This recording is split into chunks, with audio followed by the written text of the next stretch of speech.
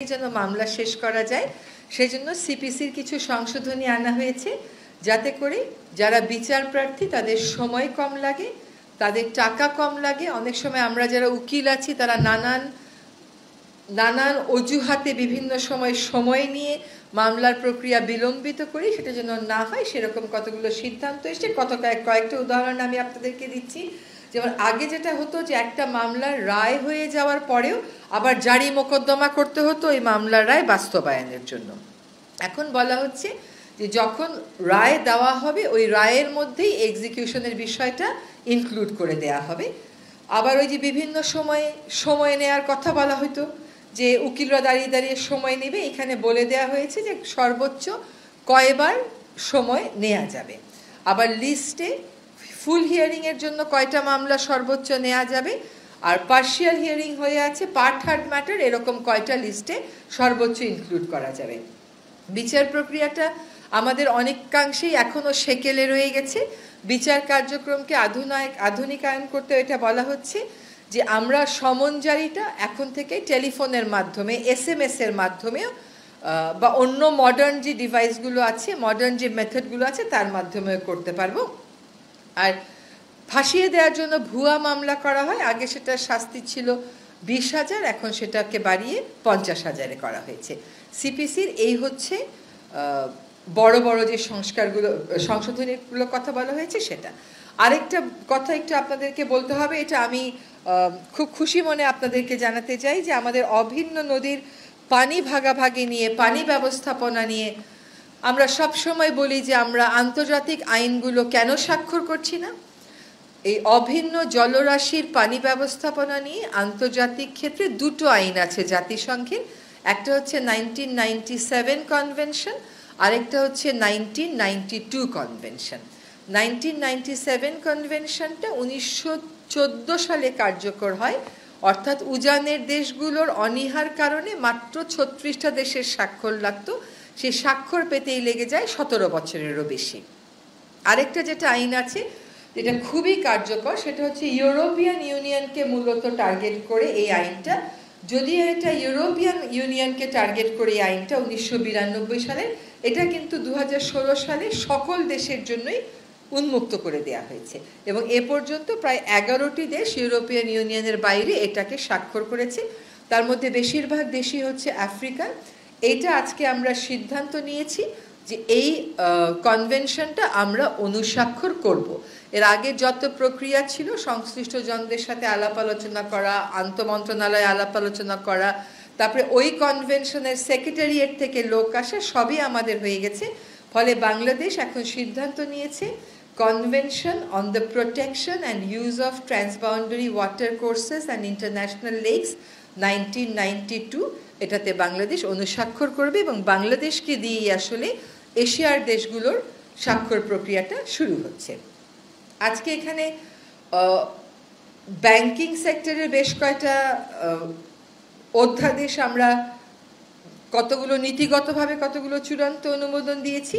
তার মধ্যে একটা হচ্ছে সরকারি হিসাব নিরীক্ষা অধ্যাদেশ, আরেকটা হচ্ছে ব্যাংক রেজলিউশন অধ্যাদেশ, আরেকটা হচ্ছে রাজস্ব নীতি ও রাজস্ব ব্যবস্থাপনা অধ্যাদেশ, আরেকটা হচ্ছে গ্রামীণ ব্যাংক সংশোধন অধ্যাদেশ। আপনাদেরকে একটা কথা জানিয়ে দিই যে এই অধ্যাদেশগুলো নিয়ে আলোচনার সময় আমাদের মধ্যে এই সিদ্ধান্ত গৃহীত হয়েছে যে ফিনান্সিয়াল ক্রাইম বা অর্থনৈতিক ক্রাইম যে গোষ্ঠীগুলো করেছেন তাদের বিচার প্রক্রিয়াটা শুরু করার জন্য একটা কমিটি গঠন করা হচ্ছে। তদন্ত এবং বিচার প্রক্রিয়া শুরু করার জন্য একটা কমিটি গঠন করা হচ্ছে। প্রাথমিক কাজগুলো হয়েছে, এখন ফিনান্সিয়াল ক্রাইমে যারা জড়িত ছিলেন তাদের ব্যাপারে আমরা তদন্তটা শুরু করার জন্য একটা আলাদা কমিটি গঠন করেছি। এবার একটা একটা করে বলি। সরকারি হিসাব নিরীক্ষা অধ্যাদেশ যেটা আছে এটা আপনারা জানেন যে 1974 সালে একটা আইন ছিল, সে আইনের অতিরিক্ত হিসাবে সম্পূরক হিসাবে এই অধ্যাদেশটা আজকে আমরা অনুমোদন দিয়েছি।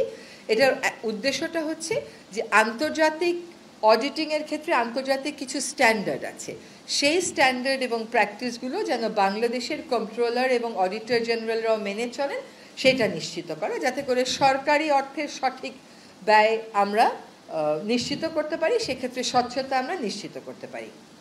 এবার একটু ব্যাংক রেজলিউশন অধ্যাদেশে আসি। আপনারা জানেন যে এখানে আমাদের একটা শিল্প গোষ্ঠী কর্তৃক কীভাবে কয়েকটা ব্যাংকের উপর একচ্ছত্র নিয়ন্ত্রণ প্রতিষ্ঠা করে কত টাকা এই দেশ থেকে সরিয়ে নেওয়া হয়েছে এবং তহবিল তছরূপ করা হয়েছে, ওই জিনিসটা ভবিষ্যতে যাতে আর না হতে পারে সেজন্য কর্পোরেট সেক্টরে, ব্যাংকিং সেক্টরে শৃঙ্খলা আনার জন্য, জবাবদিহিতা আনার জন্য, আমানতকারীদের স্বার্থ সংরক্ষণের জন্য এই ব্যাংক রেজলিউশন অধ্যাদেশ আজকে আমরা পাশ করেছি। আমরা আবারও বলতে চাই যে আমরা আমানতকারীদের স্বার্থ সুরক্ষাকে সর্বোচ্চ গুরুত্ব দিচ্ছি এবং ভবিষ্যতে যেন এই ধরনের ঘটনায় আমাদের সাধারণ আমানতকারীদের আর পড়তে না হয় সেই জন্যই এই ক্ষেত্রে শৃঙ্খলা কেমন করে আনয়ন করা হবে, বাংলাদেশ ব্যাংককে কতটুকুন ক্ষমতা দেওয়া হবে, সে কোন পর্যায়ে গিয়ে ইন্টারভেন করবে, এগুলো স্পষ্ট ছিল না আইনে, এখন এগুলো স্পষ্ট করা হলো। এবং এই যে ৩ নম্বর আইন যেটা বলবো সেটা হচ্ছে রাজস্ব নীতি ও রাজস্ব ব্যবস্থাপনা অধ্যাদেশ। এটা কিন্তু জনপ্রশাসন সংস্কার কমিশনের একটা রিকমেন্ডেশনের বেসিসে এই অধ্যাদেশটা করা হয়েছে। আমাদের মাননীয় প্রধান উপদেষ্টা মহোদয় ২৬শে মার্চ যখন ভাষণ দিয়েছিলেন তখন তিনি এই কথাটা বলেছিলেন যে রেভিনিউয়ের ক্ষেত্রে পলিসি করা আর রেভিনিউয়ের ক্ষেত্রে বাস্তবায়ন করা দুটো আলাদা এন্টিটি হবে। সেই মোতাবেক রাজস্ব নীতি ও রাজস্ব ব্যবস্থাপনা অধ্যাদেশে আমরা দুইটা কাজকে আলাদা করছি। একটা কাজ হচ্ছে যারা রাজস্ব সংক্রান্ত নীতি প্রণয়ন করবেন, আরেকটা কাজ হচ্ছে যারা এই নীতিটা বাস্তবায়ন করবেন। তারপরে যে চতুর্থ আইনটা সেটা হচ্ছে গ্রামীণ ব্যাংক সংশোধন অধ্যাদেশ। এখানে আগে যখন গ্রামীণ ব্যাংক কাজ করত একটা মূল্যবোধ নিয়ে কাজ করত। সেই মূল্যবোধটা হচ্ছে যারা গ্রামীণ ব্যাংকের বেনিফিশিয়ারি তাদেরই সে থাকবে এই ব্যাংকটার পরিচালনার ক্ষেত্রে। কিন্তু আপনারা জানেন যে বিগত সময়ে আমাদের এখন যিনি আমাদের মাননীয় প্রধান উপদেষ্টা সেই নোবেল বিজয়ী অর্থনীতিবিদকে রাজনৈতিকভাবে টার্গেট করা হয়েছিল এবং গ্রামীণ ব্যাংকের মালিকানা তার যে দর্শন ছিল যে এটা যারা ঋণটা নেবে সেই বেনিফিশিয়ারির হাতেই থাকবে, সেখান থেকে সরিয়ে সরকারের নিয়ন্ত্রণ অনেকাংশে নিয়ে আসা হয়।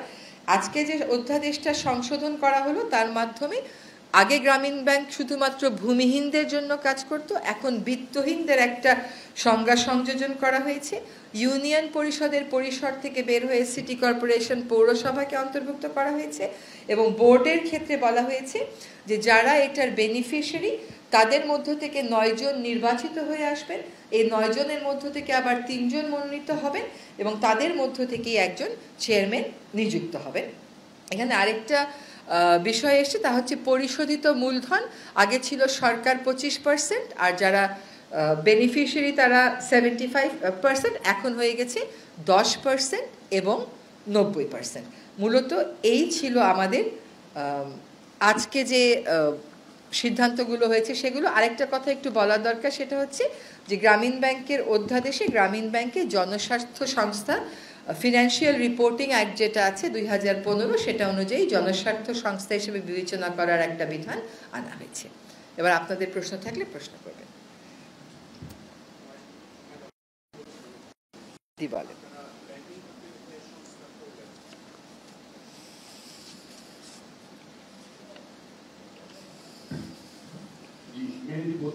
মেহেদি বলেন। আপনারা ব্যাংকিং খাতের যে সংস্কার করলেন, আইনি যে সংস্কার করলেন, আগে আমরা দেখতাম এক একটা গোষ্ঠী একাই 7-8টা ব্যাংকের মালিকানা নামে বেনামে নিয়ে নিত। এখন এটা কি বন্ধ হবে? এটা স্পষ্ট করেছেন কি? জি, এইটা যাতে বন্ধ হয় সেজন্যই বাংলাদেশ ব্যাংকের একটা কর্তৃত্ব দেয়া হয়েছে। এখন এর বিস্তারিতগুলো হবে যখন বিধিমালাগুলো হবে তখন। কোনো একক আধিপত্য, একচ্ছত্র আধিপত্য জানি সাধারণ আমানতকারীদের স্বার্থের জন্য বাধাস্বরূপ না হয় সেজন্যই করা, কাজে এই বিষয়টা অবশ্যই বিবেচনায় রাখা হয়েছে। আমার নাম শাওন আক্তার, আমি আছি টিভিতে। ব্যাংক রেজুলেশন অধ্যাদেশ যেটা আমরা পাস করছি, এর মাধ্যমে কি বাংলাদেশ ব্যাংক স্বায়ত্তশাসিত প্রতিষ্ঠান হিসেবে কাজ করতে পারবে? এটা একটা। আরেকটা হচ্ছে যে রাজস্ব নীতি ও রাজস্ব ব্যবস্থাপনা অধ্যাদেশ, এটা যেটা বলছে তার মানে কি ইন্ডিয়ার আর থাকছে না, মানে দুটো প্রতিষ্ঠান হচ্ছে, দুটো বিভাগ হচ্ছে আপাতত, দুটো বিভাগ হচ্ছে আপাতত। নামকরণ চেঞ্জ হবে এমন কোনো কথা আসেনি।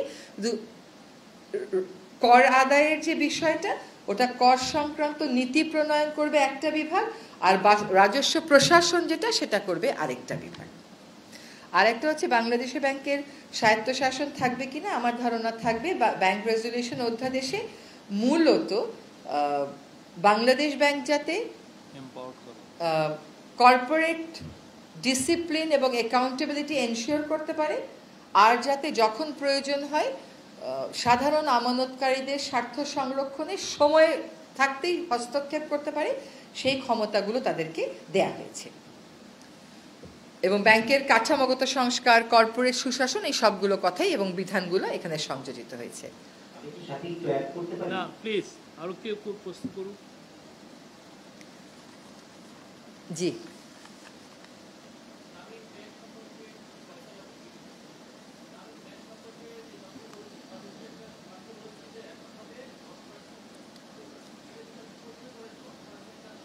%10 হচ্ছে সরকারের কাছ থেকে যাবে, আর 90% হচ্ছে যারা বেনিফিশিয়ারিজ তাদের থেকে যাবে, এবং তারা এটা ক্রমান্বয়ে এই 90%টাকে মেক আপ করতে পারবে।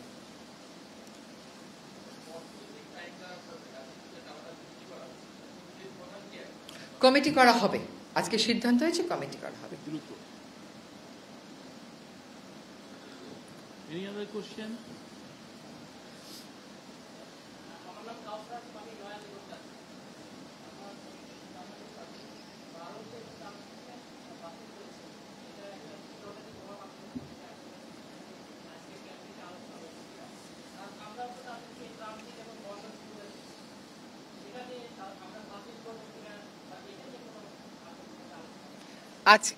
আজকে এই সংক্রান্ত কোনো আলোচনা হয়নি, কিন্তু এর আগে সরকারের বাণিজ্য মন্ত্রণালয় থেকে, অর্থ মন্ত্রণালয় থেকে জানানো হয়েছে। আসসালামু আলাইকুম, আমি মেহরাব সুমন, এশিয়ান টেলিভিশন থেকে। জি মেহরাব, আমার প্রশ্নটা হচ্ছে আপনার যারা 1 কোটি টাকার সম্পত্তি এগেইনস্টে 10 কোটি অথবা 20 কোটি টাকা যে লোন নিচ্ছে, পরবর্তীতে তারা এটা দিতে পারছে না, ডিফল্টার হচ্ছে, কিন্তু সেক্ষেত্রে তো আমরা যারা এখানে ব্যাংকে টাকা রাখি তারাই তো ক্ষতিগ্রস্ত হচ্ছি। এই ক্ষেত্রে এই লোন নেওয়ার ব্যাপারে আপনাদের কোনো আইন আছে কিনা? না, এই যে আপনাকে বললাম না যে ব্যাংক রেজুলেশন অধ্যাদেশ, এখানে ব্যাংকগুলো কেন দুর্বল হয় সেই প্রত্যেকটা কারণই মেনশন করা আছে। তার মধ্যে আপনি যেটা বলেছেন সেটা একটা, মূলধন ঘাটতি কেন হয়, তারল্য সংকট কেন হয়, দেউলিয়াত্বে কেন পড়ে, এইগুলোর কোথায় কোথায় কর্পোরেট গভর্নেন্স স্ট্রেনদেন করলে এবং বাংলাদেশ ব্যাংকের ওভারসাইটটা স্ট্রেনদেন করলে এই জিনিসগুলো আর হবে না, সবকটাই মেনশন করা আছে। এখন এর পদ্ধতি কি হবে, এটা পরবর্তীতে যখন প্রবিধান হবে বা বিধি হবে তখন আরো বিস্তারিতভাবে আসবে। আমার নাম মোস্তফা মজিদ, আমি চ্যানেলে আছি। সিপিআরসি সংশোধনের ব্যাপারে যেটা বলেছেন, এটা নিয়ে দীর্ঘদিন ধরেই মানুষের আগ্রহ আছে। তো যেটা আমার জানার আগ্রহ কিংবা দর্শকদেরও আছে, যেটা কি হোয়াটসঅ্যাপ এবং ইমেইলেও কি সুবিধা আছে নাকি শুধু মেসেজ? খুব ভেরি গুড কোয়েশ্চেন। এটা আসলে যখন আপনি মামলাটা দায়ের করেন তখন আপনি বলেন আপনার মামলা উনার বিরুদ্ধে, উনার নাম, বাসার ঠিকানাই। এখন বলা হচ্ছে আপনি তার ফোন নাম্বার দেবেন, আপনি তার এনআইডি নাম্বার দেবেন, আপনি তার ইমেইল অ্যাড্রেস দেবেন, যতটুকু আপনার পক্ষে নেওয়া সম্ভব। এই প্রশ্নটা আজকে আমাদের ক্যাবিনেটেও এসেছিল। এই সিপিসির অনুমোদনটা আজকে নীতিগত অনুমোদন হয়েছে। এই প্রশ্নগুলো আসার প্রেক্ষিতে চূড়ান্ত অনুমোদনের ক্ষেত্রে এই হোয়াটসঅ্যাপ, এই সমস্ত বিষয় বিবেচনা করা হবে। এবং আমি যে আপনাকে হোয়াটসঅ্যাপটা করেছি বা এসএমএসটা করেছি, আপনি তো বিদেশেও থাকতে পারেন, আপনি যে পেলেন এটা আমি কেমন করে এনশিওর করব, রেকর্ড কিপিং কিভাবে হবে, এইগুলো যখন চূড়ান্ত আইনটা আসবে তখন ইনক্লুড করা হবে। আমরা নারী সাংবাদিক একটা কোশ্চেন নেই, তারপরে আপনারা এখানে আসি। আছেন কি করবেন না? ওকে, জি, আসসালামু আলাইকুম, আমার নাম মনিরুজ্জামান উজ্জ্বল, আমি চারবনিয়া থেকে বলছি। আমার প্রশ্নটা একটু আজকের একটু ভিন্ন। নির্বাচন কমিশন 20 এপ্রিলের মধ্যে নিবন্ধন করার তারিখ দিয়েছিল, কিন্তু এনসিপি আজকে জানিয়েছে যে নির্বাচন কমিশন সংস্কার না হওয়া পর্যন্ত তারা নিবন্ধন করবে না। এই ব্যাপারে সরকারের অবস্থান কি, বা নির্বাচন কমিশনের সাথে সরকারের কথাবার্তা হয় কিনা, বা সরকারের স্ট্যান্ডটা জানতে চাচ্ছি। নির্বাচন কমিশনের সাথে সেইভাবে তো আর সরকারের কথাবার্তা বলার সুযোগ নেই। তবে যেটা হলো যে সরকার বলবে নির্বাচন কখন হবে, সেই মোতাবেক তারা নিশ্চয়ই প্রস্তুতি নেবে। আর এনসিপির এটা একটা রাজনৈতিক অবস্থান, এটা নিয়ে আজকে আমাদের ক্যাবিনেটে কোনো আলোচনা হয়নি এবং আমরা আসলে আপনার মুখ থেকেই শুনলাম, কারণ আমরা তো সকাল থেকে ক্যাবিনেট মিটিংয়েই ছিলাম। So I don't think this is something that the cabinet will take up. এটা আমাদের অন্তর্বর্তীকালীন সরকারের উপদেষ্টা পরিষদের আলোচ্য বিষয় তো নয়।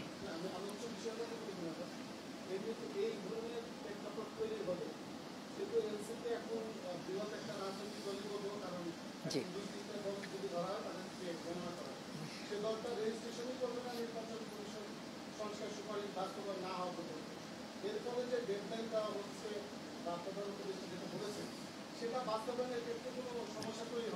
এখন হয়তো এনসিপির দাবিটা তার রাজনৈতিক দলের অবস্থান থেকে তার রাজনৈতিক দাবি, এনসিপি তার রাজনৈতিক যার দাবি কিভাবে আদায় করবে, কিভাবে নিষ্পত্তি করবে, এটা এনসিপি বুঝবে।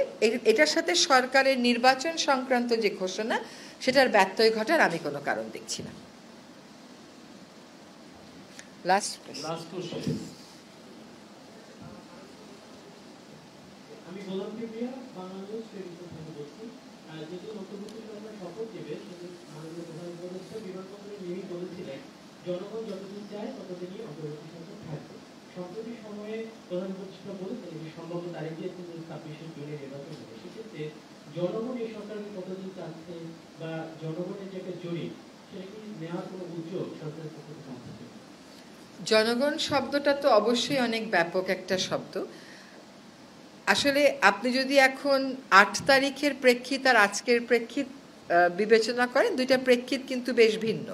8 তারিখে আমরা সকলে এক ধরনের মানসিক অবস্থায় ছিলাম, 8 তারিখ পরবর্তী সময়ে কাজ করতে করতে আমরা একটা অবস্থানে এসেছি।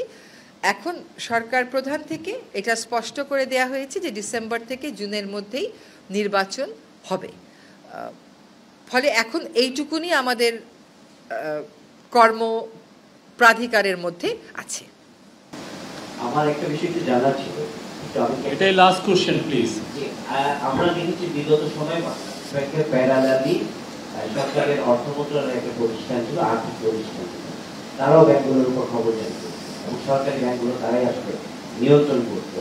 তো তাতে আসলে মানে যে ব্যাংকের যে ডিফল্টটা বা এইসব কাজগুলো আসলে হতো আর তো সেক্ষেত্রে আপনাদের এই নতুন ব্যাংক রেগুলেশন অ্যাক্টের মাধ্যমে কি আপনারা বিলুপ্ত করছেন? আবার আপনি একটু বলেন বিলুপ্ত। আমরা যেটা দেখি বিগত সময় দেখেছি যে বাংলাদেশ ব্যাংকের পাশাপাশি সরকারের আর্থিক প্রতিষ্ঠান বিভাগ একটা বিভাগ ছিল, যেটা সরকারি ব্যাংকগুলোকে নিয়ন্ত্রণ করত। নিয়ম হচ্ছে বাংলাদেশ ব্যাংক সব ব্যাংককে নিয়ন্ত্রণ করত। তো এই রেগুলেশন অ্যাক্টের মাধ্যমে আপনারা কি সেই প্রতিষ্ঠানটিকে বিলুপ্ত করছেন? না, না, কোনো প্রতিষ্ঠানই বিলুপ্ত হচ্ছে না। যেটা হচ্ছে যে সেন্ট্রাল ব্যাংকের কে আরো এম্পাওয়ার করা হচ্ছে, বিশেষ করে যাতে যে লুটপাটটা আমরা গত 15 বছর দেখেছি, যে ব্যাংকে একদম দিনের দুপুরে যে ব্যাংকের যে লুটপাট, আমার আপনার যে আমানতের টাকা এটা নিয়ে বিদেশে চলে যাওয়া, সেটাকে বন্ধ করার জন্য আসলে এই ব্যাংক রেগুলেশন অ্যাক্ট এটা করা হচ্ছে।